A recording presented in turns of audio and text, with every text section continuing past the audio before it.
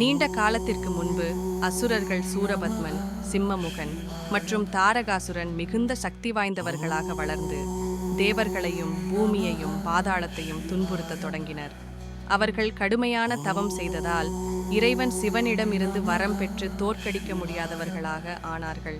தங்கள் ஆற்றலால் 3 உலகங்களையும் கைப்பற்றி தேவர்களை பலவிதமாக சித்திரவதை செய்தனர். இந்த கொடூரத்தை சகிக்க முடியாத தேவர்கள் முதலில் பிரம்மதேவனை, பின்னர் விஷ்ணுவை அணுகி உதவி கோரினர். இருவரும் இந்த அசுரரை அழிக்க சிவபெருமானின் மகன் மட்டுமே முடியும் என்று கூறினர். ஆனால் அப்போது சிவபெருமான் தீவிர தியானத்தில் இருந்ததால் திருமணம் செய்து கொள்வதற்கான அல்லது ஒரு புதல்வனை பெறுவதற்கான எந்த அறிகுறியும் காணவில்லை. இந்த பிரச்சனையை தீர்க்க காமதேவன், அன்பின் கடவுள், சிவபெருமானின் தியானத்தை முறிக்க அனுப்பப்பட்டார். காமதேவன் பூமி தைந்த அம்பு ஒன்றை சிவனிடம் செலுத்தினார்.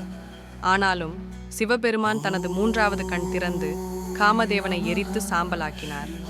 இருப்பினும் அவரது தியானம் கலைந்ததால் தேவர்கள் சந்திக்கும் பிரச்சனையை உணர்ந்தார். அந்த நேரத்தில் சிவனின் தெய்வீக சக்தியிலிருந்து 6 ஒளிக்கதிர்கள் வெளிப்பட்டன.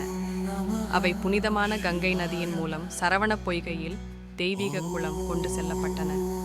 அங்கு ஒளிக்கதிர்கள் 6 அழகிய குழந்தைகளாக உருவெடுத்தன. கிருத்திகா பெண்கள், தெய்வீக தாய்மார்கள், அவர்களை வளர்த்தனர்.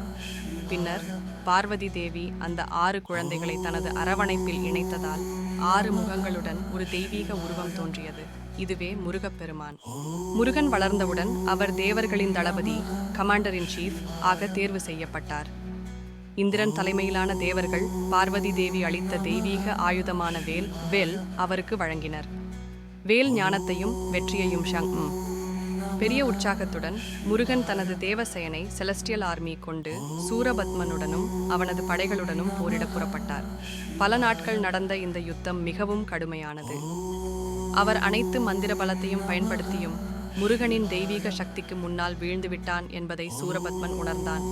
கடைசி முயற்சியாக கடலில் ஒரு பெரிய மாங்காய் மரமாக மாறி தப்பிச் செல்ல முயன்றான்.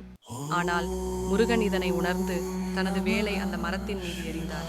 வேல் மரத்தை 2ஆக வெட்டியது. ஒரு பாதியில் இருந்து மயில் தோன்றியது, மற்றொரு பாதியில் இருந்து சேவல் தோன்றியது. முருகப்பெருமான் தனது கருணையால் சூரபத்மனை உயிருடன் விட்டுவிட்டு அவனை தனது வாகனமாக மயிலாக மாற்றினார். சேவல் கொடி அவரது கொடியாக அமைந்தது. வெற்றியுடன் முருகனின் தெய்வீக சக்தியையும் துன்மார்க்கங்களை அழிக்கும் வல்லமையையும் போற்றினர். அந்த காலத்திலிருந்து இந்தியா முழுவதும், குறிப்பாக தமிழகத்தில், முருகனை வெற்றியின் கடவுளாக வழிபடுகிறார்கள்.